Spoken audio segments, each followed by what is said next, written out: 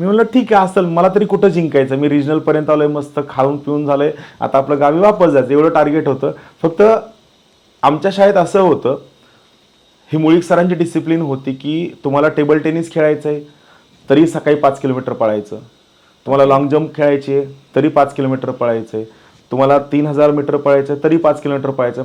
म्हणजे ज्याला कुणाला क्लस्टरला खेळायला जायचंय त्या प्रत्येकाने पर डे 5 किलोमीटर रनिंग करायचे म्हणजे करायचं. टेबल टेनिसवाल्याचा रनिंगचा काय संबंध.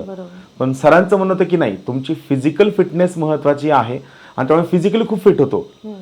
मग त्यानंतर तिन्ही गोष्टी झाल्या आणि मग I was declared as a best athlete Pune रिजनचा सिनियरमधनं. हां, नवोदयवाला, हे ओपनमध्ये नाही, ओपनमध्ये खूप कॉम्पिटिशन असतं, ओपनची लोक खूप प्रोफेशनल प्रिपरेशन करणारे असतात, त्यांचं डाएट ते सगळंच. आम्ही नवोदयमधल्या चपात्या भाजी भाकर खाऊन नॅशनल खेळलेलो. सो बेस्ट ॲथलीट डिक्लेअर झाल्यानंतर मला स्वतःला हे अनपेक्षित होतं की जो आपण फक्त ट्रॅकसूटसाठी नॅशनल खेळायला आलोय तो बेस्ट ॲथलीट बनलाय.